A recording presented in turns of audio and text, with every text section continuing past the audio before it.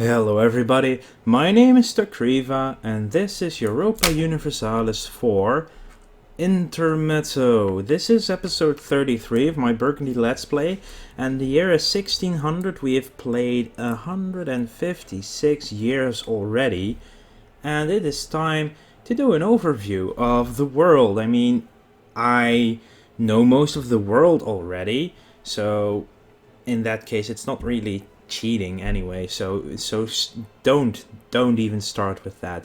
But this is more like a traditional after actions report, which is commonly found on the Paradox Plaza forums, the forums of the game's developers, and they usually start at some point. They will make an episode or a post in which they just show the entire world and how it looks. Now, I'm going to turn down the music a little bit more, because it's a bit hard in my own ears at this point. But yeah, so I wanted to do the same for this one, and we will have a look at all the map modes and see it in the world. I mean, this is the least interesting part of the world, Oceania, so if we keep it just on Europe in the middle and showing Japan on the right, and Australia, there's nothing there yet. I mean, it's completely uncolonized and whatever, so it's not going to be interesting at all. So we're just going to show from Japan all the way to the west coast of the USA, or well, the future USA. It's only 1600, so first things first, you can already see huge on the map Castile here in South America, as well as Portugal, a little bit smaller. And Sweden is the biggest name in Europe, shortly followed by Muscovy. Now, this is just a terrain map, and you can definitely recognize the world and its how it actually looks when you see it. The Great Saharan Desert, the Middle East, India, China, the rainforests of South America, of the Amazon, as well as the Mississippi River. You can see all the rivers flowing down towards New Orleans here-ish, I think it is. Bayou Gula is apparently the name of this particular area. So, yeah, so we have... I've went into the observer mode, that's why we have the rebel flag on the left, and I will simply reload the game in my own... at my own leisure at one point as well. So let's have a look first at the political map mode, the most promising one, and we see how freaking big Sweden is, and apparently we are actually, in comparison, not that big. But the thing is, Western Europe has a ton of provinces, so in the ledger I think there must be a number of provinces page, and then we can see how big we actually are in compared to other nations in this amount of provinces. I think I'm around 40 now, maybe a bit more than that, but yeah, Sweden is big. Muscovy is already almost at the east coast of modern day Russia. In Europe, well, we can zoom in a little bit on Europe, but you can always see this map when we play. This is where we always are. So Scotland has taken over the entirety of Iceland now. So, and Reykjavik is the capital of Scotland, so this is a little bit weird. They also have the Shetlands, while the Faroes are still part of Norway, so yeah, it's a little silly. Well, we have Ireland and Great Britain, we have France divided into four, one bigger and two quite small areas. Brittany, and this is Auvergne, and then there's me, of course. Haha, we're pretty big, and we're going to be expanding more soon. I mean, we have two vassals in Aachen and Oldenburg, so we will integrate them at one point. Then there's Castile in Portugal and Aragon in Spain, in the Iberian Peninsula. Going east, we have Austria, the biggest member of the HRE, Bohemia, then there's also Savoy, and here's Magdeburg, being really weird. If you hate the way these borders look, yeah, I can get it. Poland, Lithuania is almost completely destroyed. Then there's the Ukraine, Crimea, the Ottomans, more Aragon and Italy. Sweden is damn big. They should just take over Norway and Denmark and then just form Scandinavia. I mean, I did that in a game on my own, and that was pretty hilarious. I had a really weird bug, and when I absorbed Sweden into I was playing as Denmark, and I absorbed Sweden into the whole, but I was at war with England, and England had occupied Västergötland over here, this province, so when I turned into Scandinavia after the war was over, this province stayed a part of Denmark while being flagged as a part of Sweden. So it was a really weird bug in that it was not a part of my country, it was not a part of any country. So I had to reload a couple times and it took a while. Anyway, let's go east and we see the Kazakhs. This is, I think, the biggest horde. The Crimea is also pretty big, and there are more provinces here in the west, though. There's another horde here. The Timurids are almost gone. They've split off in a lot of different countries. Iraq is pretty big, but they are being... And Oman is actually the entirety around the Middle East. They're all around here. The Red Sea, the Persian Gulf, and whatever it's all called. Wow, Japan has taken a lot of the mainland and is still not done unifying itself. Then there's Ming, and Vijayanagar has most of India, and Delhi has the other part with some other small countries. Tibet, yeah, Ming is still Ming, so nothing changed there. We have Ayutthaya taking most of Southeast Asia, and some countries here in Indonesia. We might at one point look towards Asia as well, especially for our trade, because I will show us a modifier which will be very useful for us pretty soon. Now that's Asia then. Let's look at Africa. We have nothing really interesting. We have Castile taking some area, Portugal taking a lot more area. Mali is still alive, as is Swahili and Mutapa. No one has Madagascar yet, so that might be a fun one to colonize. We'll have to look at how far it actually is from... I bet the Provence is the closest one. I don't think that we'll be able to reach it though. So, but yeah, that's Africa. It's nothing very interesting. Ethiopia, Dal, there's more Oman over here apparently. The Mamluks are not very big anymore. And of course the north of Africa. Then South America. The Incas are still alive, but they have lost some territory to Castile already. Wow, Castile is really eating up everything in South America except the Colombian and Guineas, I believe these are. So they have Brazil and Argentina and Chile. Wow. Then the Central America. Portugal has only taken Panama. And Aztecs is still complete, and apparently the Caribbean has almost been completely taken, and it's only Portugal and Castile. So if we get in a war with them again, I will be taking area from them here, together with Great Britain.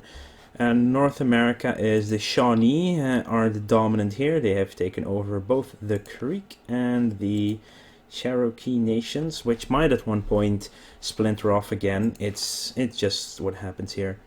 And sometimes when they are attacked, then the European nations will force them to split off one of their Indian brethren from them. And here in the north we have the Huron overtaking the Iroquois. And we might at one point simply take this over. I mean, I would like, now that Great Britain is on the eastern seaboard, I would like to myself take most of Canada.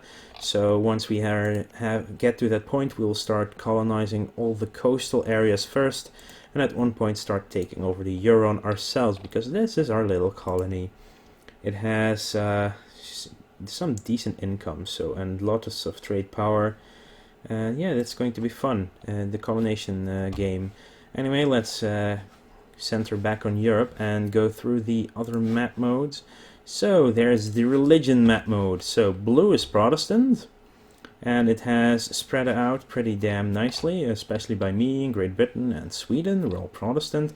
Some Protestant nations in the HRE as well, and almost no reformed provinces. There are some of them, but the Reformation did not take off as it could have. I mean, I believe originally the Netherlands would be reformed, or count as reformed within this game.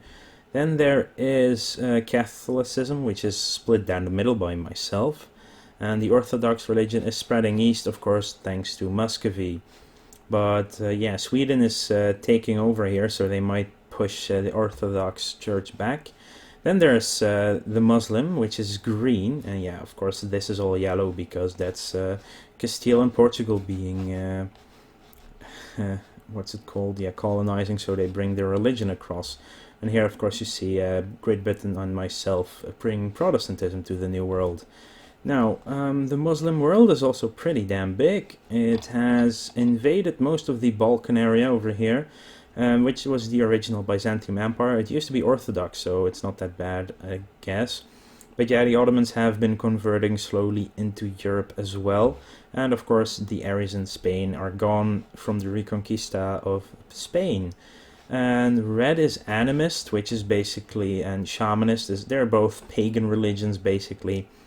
Shamanist is basically Native Americans, and animist is more the Central and South American religions, as well as what they have in Africa. But there's also some shamanist in between there. It's just a sort of one general way of saying this is the religion of these natives that are in this area. Looking at Asia, not a lot seems to have been changed. There's some Shinto that's from... actually, what is this? There's a Catholic part in Korea, and in... Catholicism is spreading into... actually, Protestantism and Reformation are in Japan as well. So that's funny. But yeah, Shinto is the main religion of Japan, Confucianism of most of China, and then we have Hinduism and Buddhism, and of course the Muslims are in Indonesia, as well as some more animist areas. But nothing really weird about the religion, how it looks, and just Europe.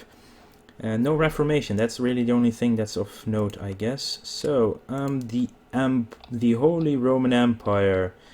We have one more province we need to get rid of, but we need to core it first. That would be Sundgau. And apparently Aragon has some areas of the empire now as well, so yeah, they need to remove those if they want to. The empire is just not that big. Look, this is the world and this is the Holy Roman Empire.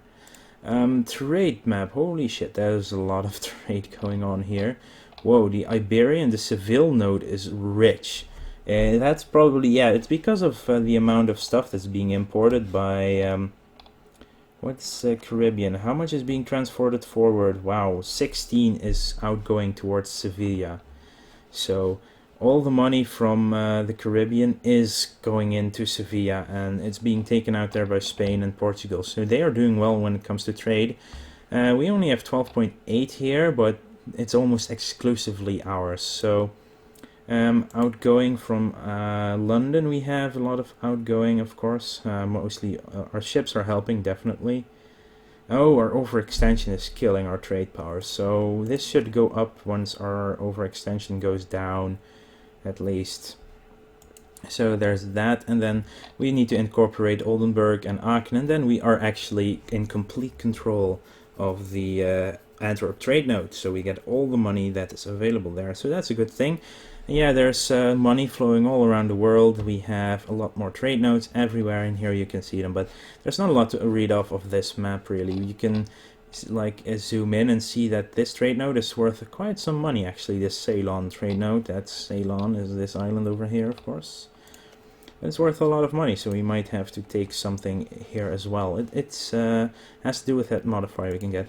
Diplomatic trade mode, yeah, that's not useful because we're not a country, so everything that's green is basically not colonized. That's what this map mode says right now. So the regions, also not that interesting. So apparently there's the African coast is a single region, huh? You have the Iberia, you have France, you have the Low Countries, you have Germany, big Germany really, the German region, Italy of course, and Scandinavia, etc, etc.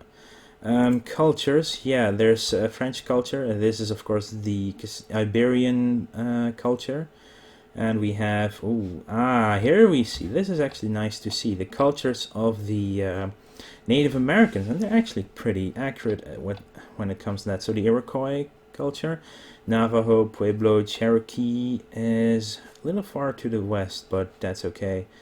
The Navajos are here as well, okay.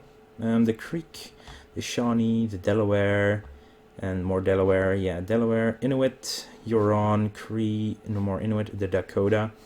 Otherwise known as the Sioux, but that's because of the way that the French interpreted their name is that they asked their allies, their native allies from this region somewhere, what are they called, and they called them the Sioux, which was the Native American language name for snake. So, and snake mean as in enemies, and so that's how the Dakota became known as the Sioux.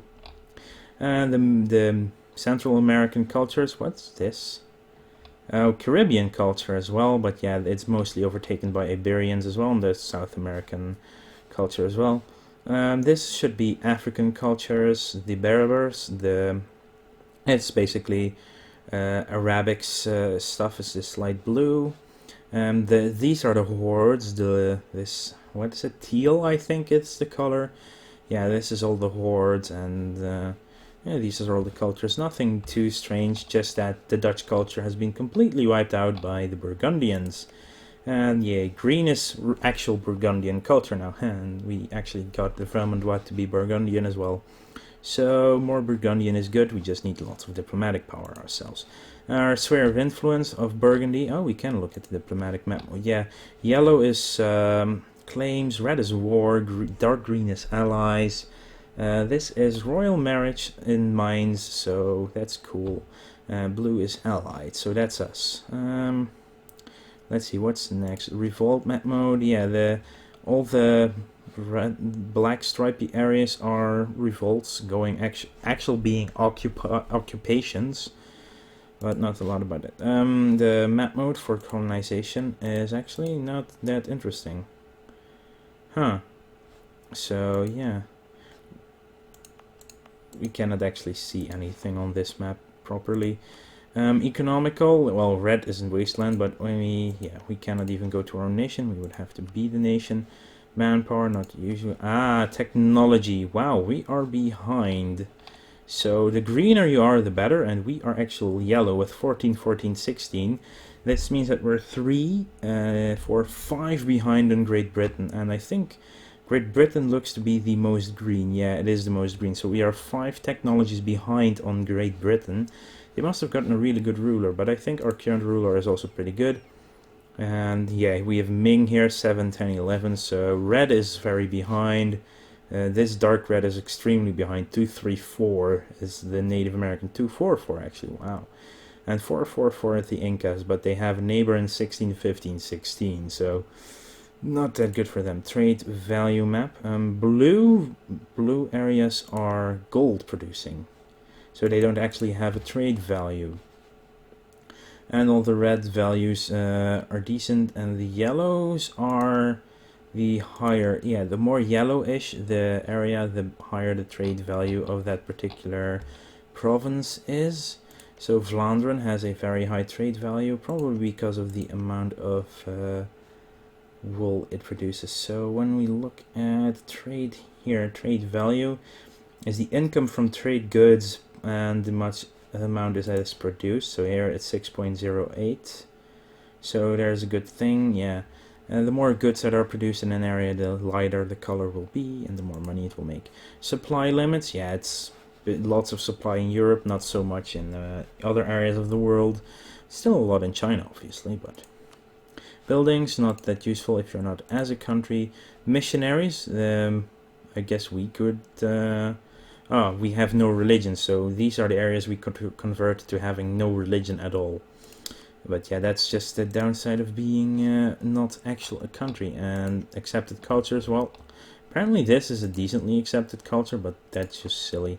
Anyway, that's all we can say in the observation map mode. Just let's zoom a little bit in on Burgundy while we open the ledger.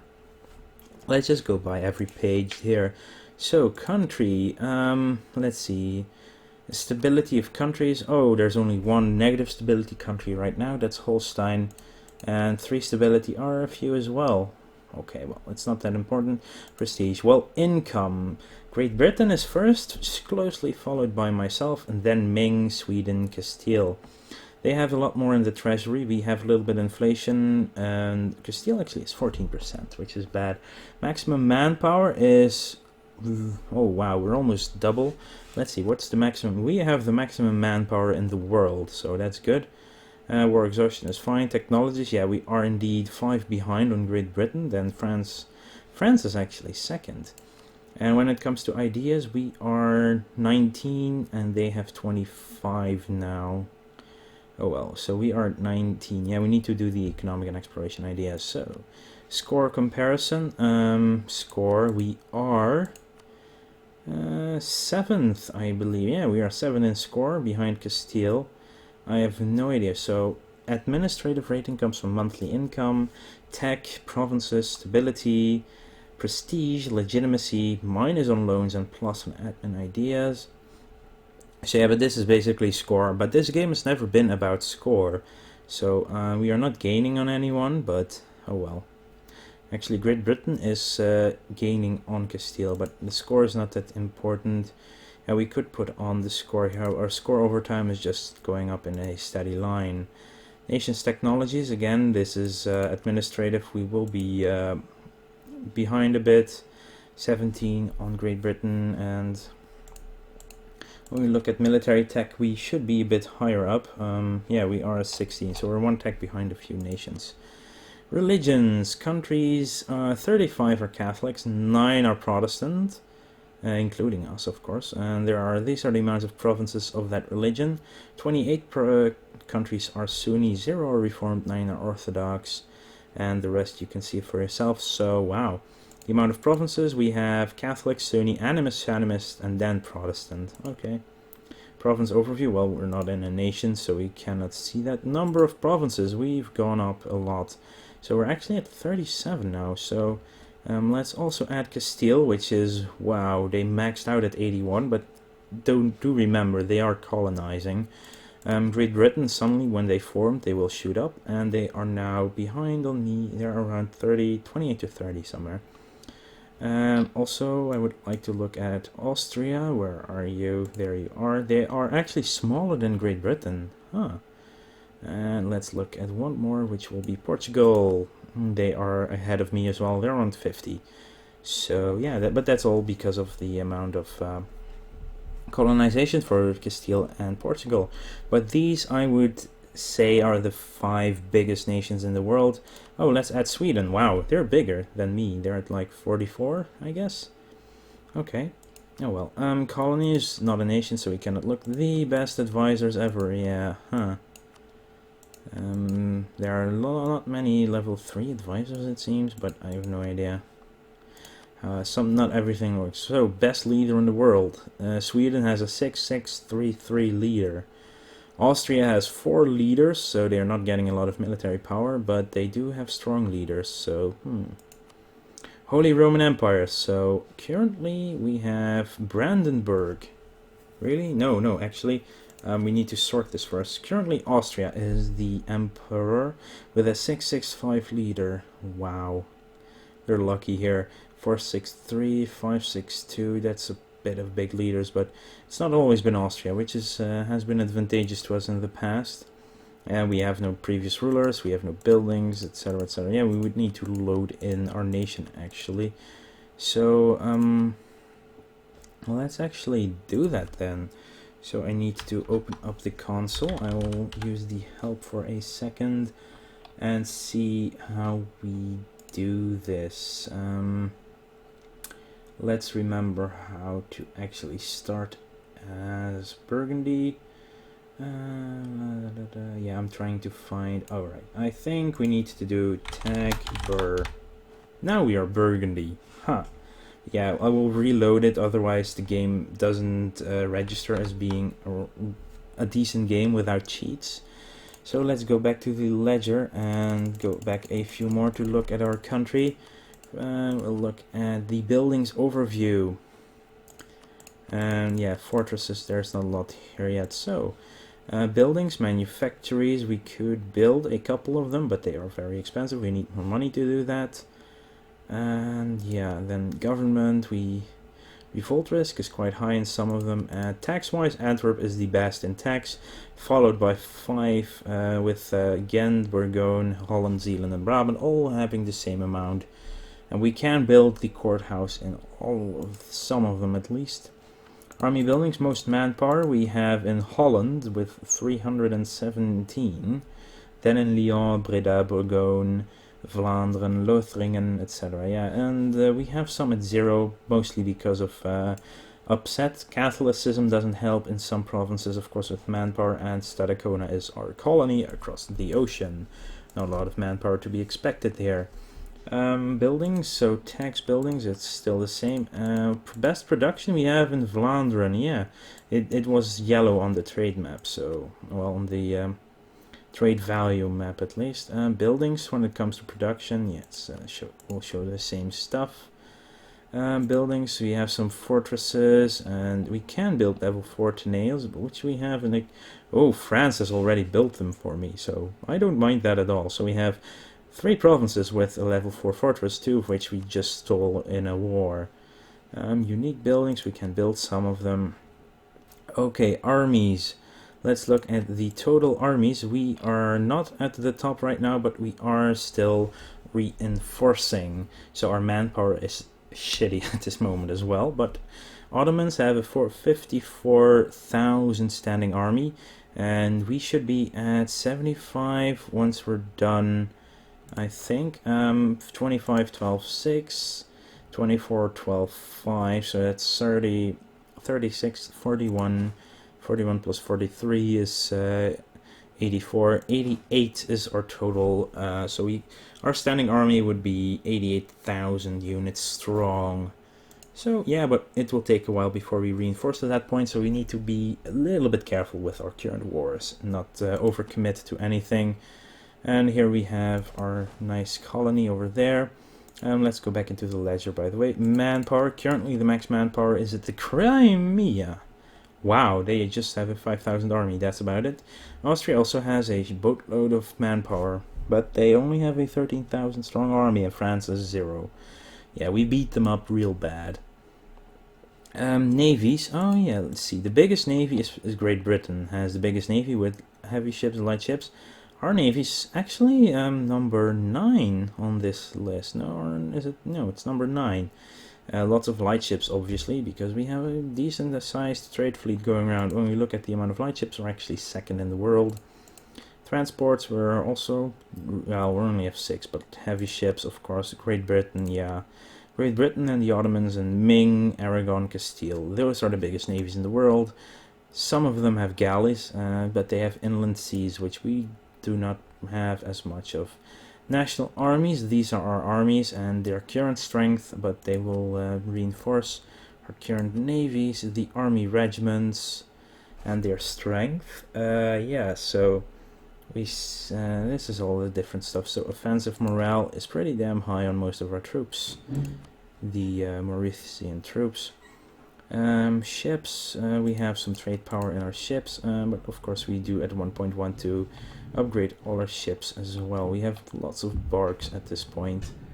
And let's see, income overview last year. Okay, so last year we had an income from taxation was our biggest source of income, then trade, production, vassals, quite high as well, tariffs a little bit, and this year we got 204 ducats from peace, from forcing France to give me money, or was it Castile who was war leader? I don't even remember at this point. Our income for, oh, these are some of the nations we chose, and income spikes is probably peace deals. Yeah, it must be peace deals. So, can we get Burgundy on this? Actually, no, I'm not sure if it's peace deals, but our income is always high. Inflation, not that high, people. Religion, we are a little bit Catholic, but mostly Protestant, and this will soon be all Protestant. Most of our culture is French, and then we have Rhinelander and Flemish as Germanic cultures. And, well, we cannot see the Burgundian because it doesn't show separately. Provinces, we have a few, not cores, which we are working on most of them, I think. Yeah, just one, not in the Provence, because that was an expensive one. And we produce mostly fish and iron, or one of them is it. I cannot distinguish these two greens. I really feel for anyone who's colorblind and actually cannot see half of this one. But yeah, cloth is also... Oh, actually we produce most in cloth. This is a bigger slice of this pie. Lots of wine as well, which is, yeah, France is wine country. So grain is grain, and this is probably fish. So they're not the best producing when it comes to money, but wine and cloth are really good when it comes to money. Salt should be as well. Technology overview. This is what our technologies are supposed to give us. So trade range, colonial range should be somewhere as well. No, it's actually not on here, but oh well. Stuff that's important for us. Cost overview. What we spent on stuff. So army maintenance is just insane. It's only half, well, almost half of it this year because we lost so many units. But yeah, army is what we spent most on. Then advisors, the fleet, and the colonies. We have 48 ducats for one colony. But yeah, that's what we have to do. We have one loan left, which we need to repay in a year. And trade notes. Ooh, wow. So our trade power is bigger than Antwerp, than London and Lubeck. This is just from our ships. And this is basically our home trade note. We have, who controls the trade node? We have some power in Frankfurt, in Bordeaux.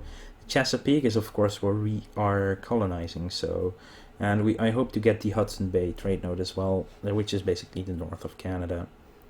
Incoming, there's no outgoing, of course, in both Antwerp and Venice. They're the end of it, so you cannot pull trade from this, and you cannot steer from it either. But that's fine. Trade goods. So base price of goods is lots of 3s, but wine is among them. As is cloth is at 2. Actually, gold is not worth anything because you don't trade it. You just get money from it. And when we look at the current prices, Chinaware, spices, tea, ivory, copper, salt. Yeah, salt is pretty high as well. Because there's not enough supply for the demand of it total. The same goes with cloth. And wine is actually more supply than demand, so it's actually worth less than it could be worth. Strategic goods, we are actually the production leader. We produce almost 15% of the world's cloth. And we do share 9.5% of its market. I like that a lot. And there's nothing else for us here. Yeah, Castile, of course, has some of the, and Portugal have some of the more exotic goods because they have been colonizing South America. These are our friendly relations, royal marriages, vassals, etc. Hostile relations, they have a CB. This is all the nations that have a casus belli against me. Not good, but we are strong enough to go against them. These are our casus belli. We could conquest Oldenburg, Savoy, Switzerland, Trier. We don't need Oldenburg because we have it as a vassal. The current wars in the world. We have Austria still engaged in some wars. One, they're the boss. One is Castile. They are so, and here are 2 more Austrian wars. So Austria is being, but yeah, they're being fought back. So Austria has a lot of war score in all of these wars actually. Oh wow, that was the entire ledger. So that was our overview of the world. Let's see if there's anything else that we could look at. Well, we could look at the history of our country, but that's basically just a summary of all the stuff that happened in the meantime, so it's not interesting to read past it. Wow, it's just a lot of stuff. But even before the game started, there was a history with Philip II and Jean II. We started as Philip III anyway, so yeah, that's there's actually some history before you start the game, and that is recorded. Find provinces, menu. So this will actually be all that we can say about the country at this moment, and we will reload the game and start episode 34 actually playing again, the year 1600. Anyway, if you enjoyed our overview of the world, please like it and subscribe to the channel if you want to keep following my Let's Plays, and they're pretty cool. I really like this game. This is going to be so much fun. I want to get rid of France at one point, so I will work towards that as well. And other than that, I want to thank you for watching, and I will see you guys later.